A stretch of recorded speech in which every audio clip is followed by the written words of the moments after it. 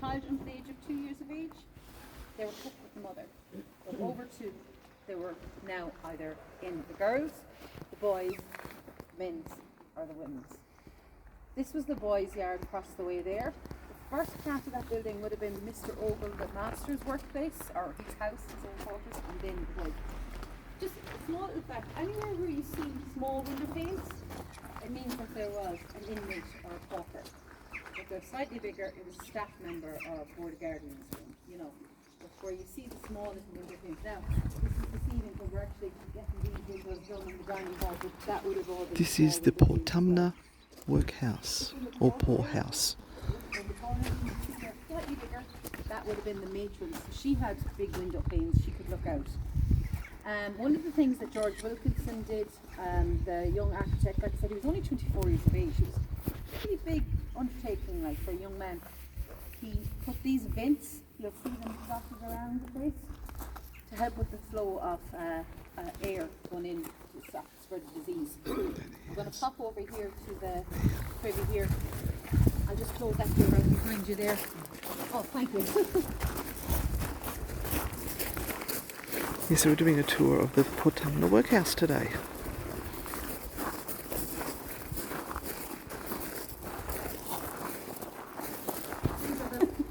Yes, the lovely lavatories, yeah. So there would have been, you can see where the little holes are there would have been timber planks put into that and a bench going across, 6 holes, and that was it. It was a dry toilet down into the cesspit. That would have been one of the jobs for the men to do in the workhouse, was to empty the cesspit. However many times a week it needed to be done. You can imagine the smell. It would have been horrific, like, you know. That one is slightly more private. That's because it was the schoolmistress or the matron's toilet. So she had her own. Someone special. She had a door. It was off the ground. It was a little bit more comfortable than here. Still a long drop. Yeah. Yeah. Not motion sensitive or anything like that. We call it a long drop in Australia. Oh. Snakes come up and bite you on the bum. Do you know what? It's funny because a lot of, like, we have retirement groups in here and they're like, oh yeah, we had dry toilets. Like, but now it wouldn't have been open like this, but like, yeah. They're against the law in Australia. They can't have them. Really? Yeah, building sites and things. They get caught with them there. They're shut down. Oh, well, not too long. Here they were factory rooms. Doesn't sound too bad, but it was punishment rooms. Doesn't it? Well, yeah. Well, refractory still sounds slightly nicer than punishment or solitary confinement, like, you know. Yeah, and like, my daughter's 14 years today is her birthday. Oh. My baby. Oh. And Jodie's birthday today too. Over there. Happy birthday. But yeah, so I can imagine, like, so today she would have been a woman going into clothes. Yeah. She would have been leaving. Her education would have finished. No, education was basic, but her education would have finished. And she would have been leaving here to go into the women's section.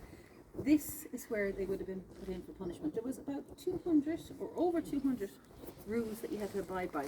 Completely, do you know what? I've looked at them and I think I finished after about 15 going, oh my God, it's ridiculous. Arbitrary rules. But this would have been where you were punished. You were put in here for, could have been an hour, half an hour, a couple of hours. This one was used overnight. And the reason we know that is because of the little gully was here, and that was so they could relieve themselves. Again, you can imagine the smell. And 2 to 14 years of age, that's their punishment, you know. There's punishment enough been in the here. The whole place is a punishment. Yeah, but yeah, and the smell would have been absolutely horrific. Now, in the 1890s, they stopped using them because the Sisters of Mercy, which was the nuns, took over the running of the infirmaries and the hospitals, and obviously they had that little bit of education in them, and they knew that this isn't helping with the spread of disease, so they stopped using them. But up until then, this was used as punishment rooms. How many at a time? Oh, again, I'm not too sure because we don't have reports. We do know of William Larkin, a young boy he was 14 years of age, and he was so severely beaten when he got to prison in Galway, they didn't want to take responsibility for him. They asked him, what happened to you? He said, Mr. Ogle whipped me or lashed me before I came in. So he was given, I don't know how many lashes, and then sent to prison in Galway. Asked, what did you do? I stole £1 from the master. Now, it doesn't seem like a lot, but a pound was about a week's wage. I mean, £50 was the wage for a year. So it was quite, why would you steal so much money, William? I needed to do enough that I get here. Because at 14 years of age, he was now going from the boys to the men. His meals were going to be reduced from 3 meals a day to 2. His education was going to be finished, and he was going to be doing hard labour. So he needed to do enough of a crime that would warrant him being sent to prison. We know of 2 girls from Cork workhouse that set fire to their beds. There were straw mattresses. Again, asked, why would you do something? We needed to do enough that we would be punished and sent to prison. They were 14 years of age. We're going to pop into the dining hall, and a lot of our records, like I said, were destroyed because of Mr. Henry Ogle, the master of the workhouse.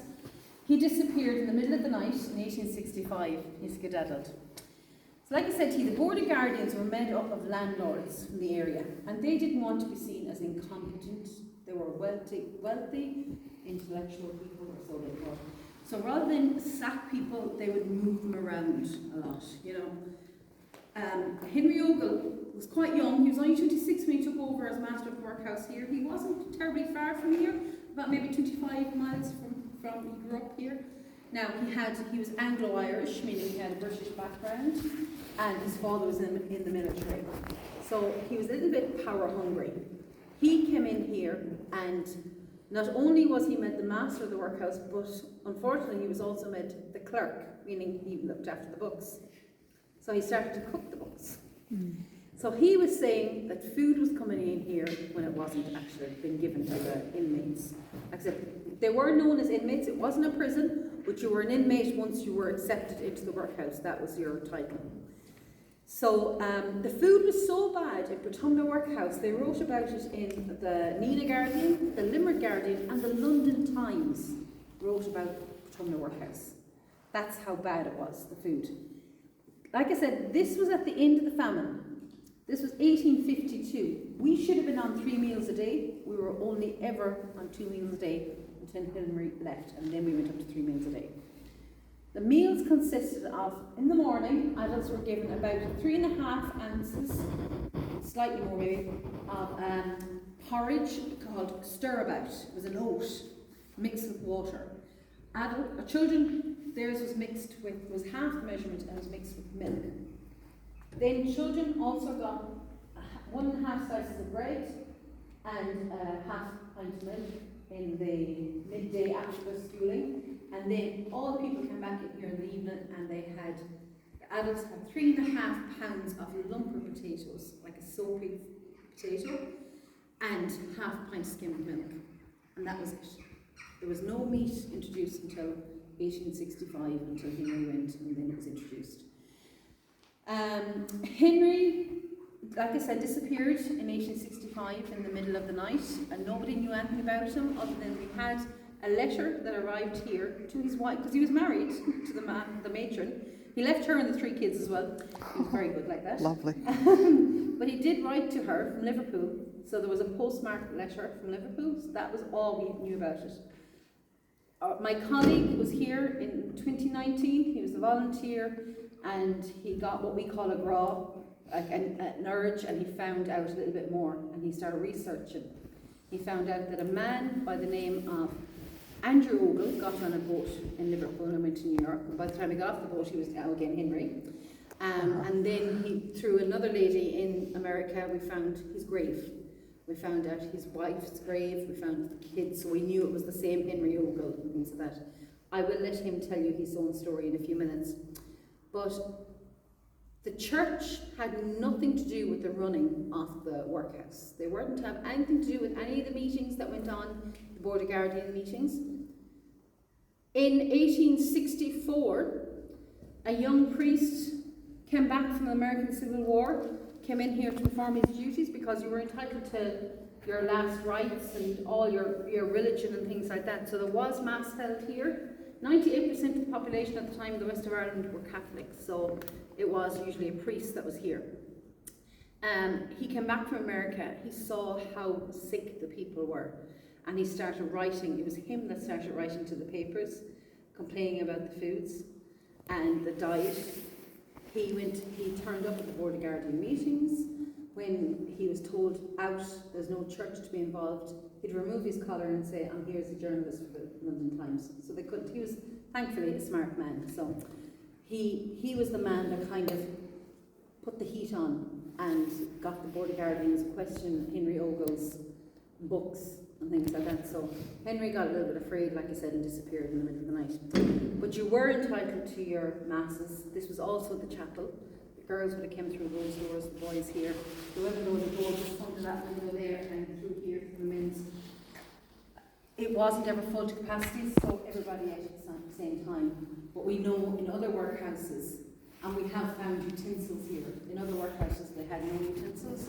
There was just a trough in the middle of the table, and that's how they ate. Like I said, 3.5 pounds of potatoes.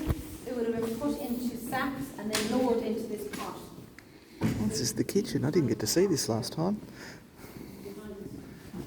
Yeah.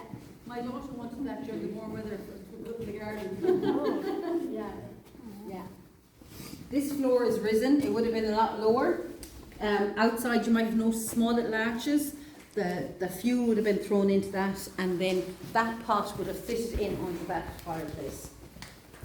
Yeah. Really? Yeah. Okay. It gets cold. Upstairs. I'm not going to bring you up to the.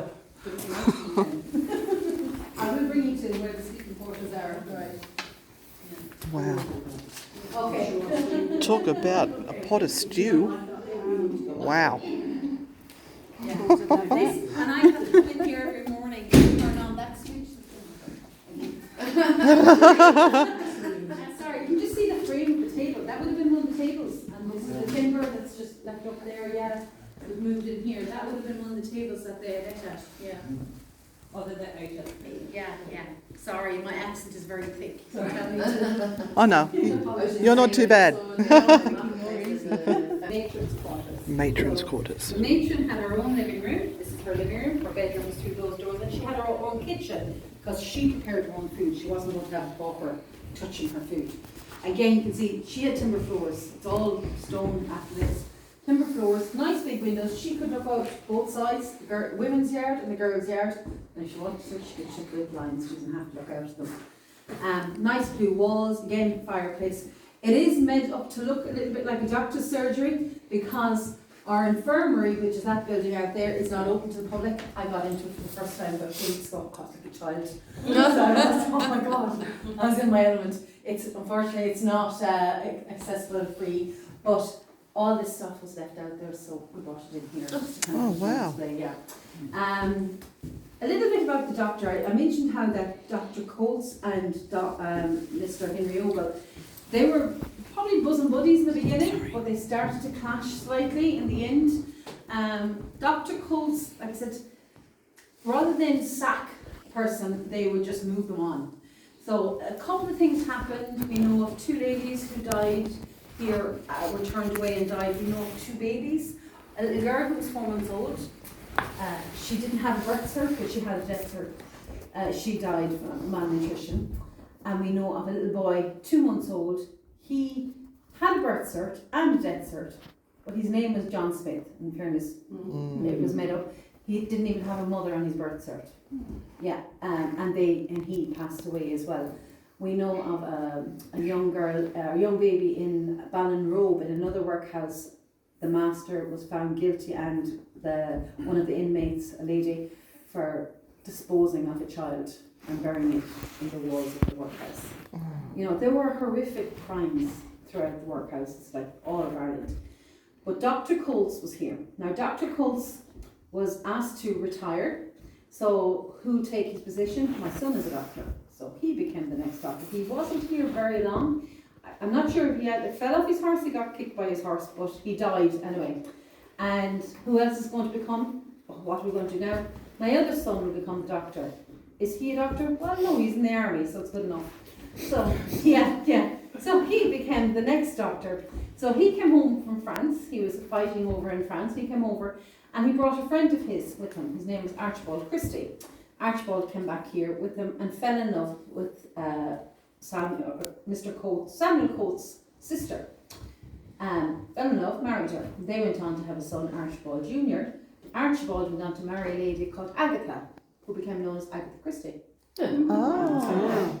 So that's my, I've read her autobiography, and she talks about her mother-in-law being from Cork. No, she wasn't, she was from Galway, she was from here. But a lot of people have a misconception because people left from Cork, they think that they're from Cork, but they actually got on the boat in Cork and they didn't actually leave, you know. But yeah, she's from here. I'm going to bring in